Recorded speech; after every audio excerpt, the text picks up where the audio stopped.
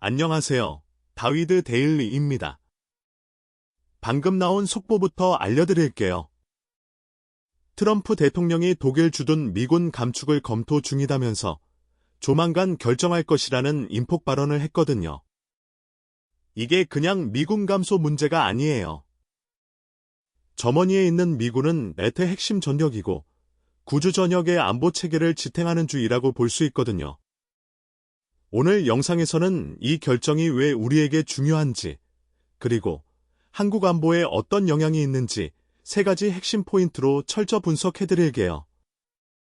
끝까지 보시면 이 이슈의 전모를 파악하실 수 있을 거예요.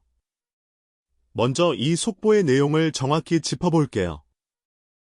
중앙일보 보도에 따르면 트럼프 대통령이 최근 독일 주둔 미군의 감축을 검토 중이다라고 직접 밝혔거든요. 그리고 조만간 최종 결정을 내릴 것이라는 계획도 함께 공개했어요. 이게 단순한 위협이 아니라 실제로 검토 중인 팔러시즈라는 점에서 의미가 크거든요.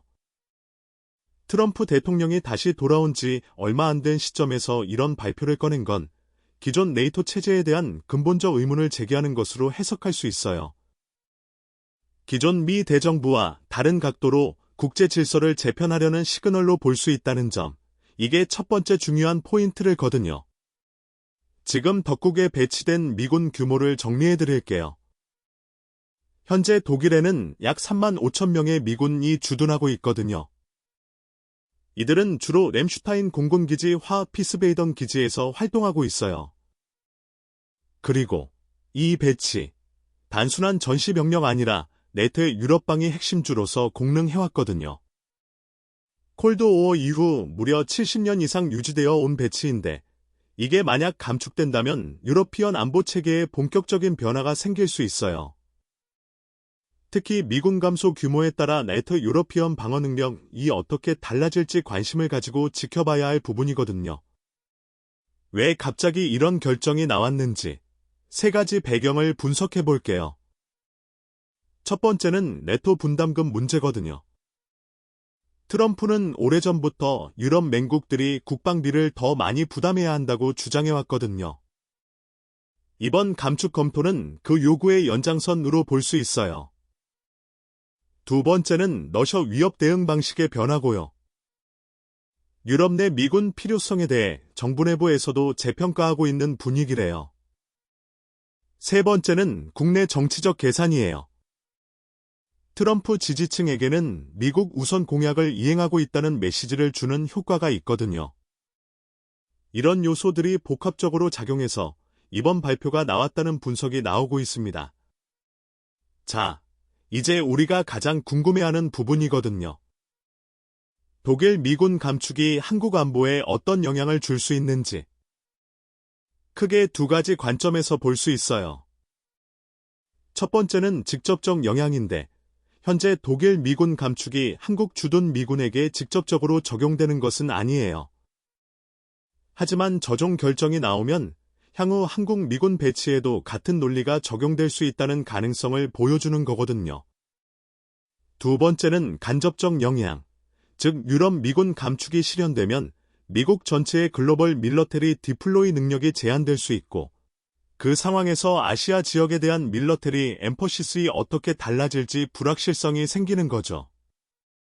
이 부분이 우리에게 가장 크게 작용할 수 있는 부분이에요.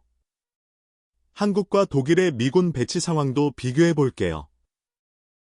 현재 한국에는 약 2만 8천 명의 미군이 주둔하고 있고 독일에는 약 3만 5천 명거든요. 규모만 보면 독일 쪽이 더 큰데 이게 단순히 숫자만으로 판단할 문제가 아니에요. 한국 상황은 북한과는 직접적 위협이 있는 반면 독일은 러시아 대응이라는 차원이거든요. 만약 트럼프 정부의 논리가 미국 우선이고 비용 분담을 강조한다면 한국도 내외가 될 수 있다는 분석이 나오고 있어요. 실제로도 최근 한국 정부 내에서 추가 방위 비분담에 대한 논의가 있었고 이 부분이 향후 어떻게 전개될지 귀추가 주목되고 있습니다. 국제관계 전문가들은 이 문제를 어떻게 분석하고 있을까요?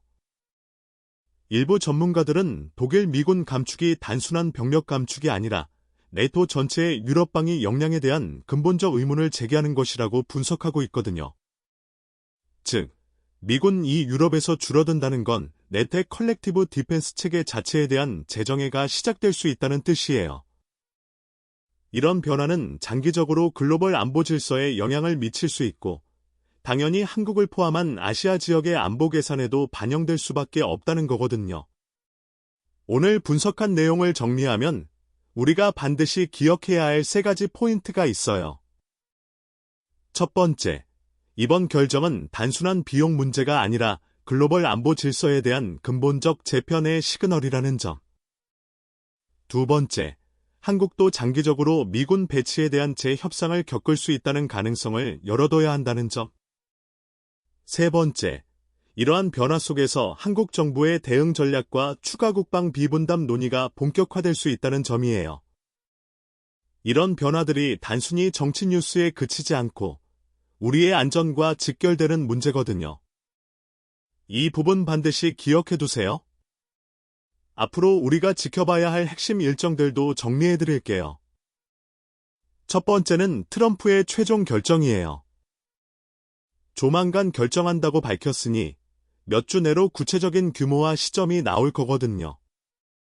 두 번째는 네이토 정상회의인데 유럽 맹국들이 어떻게 대응할지 논의가 본격화될 거예요. 세 번째는 한미 방위비 분담 협상이고요.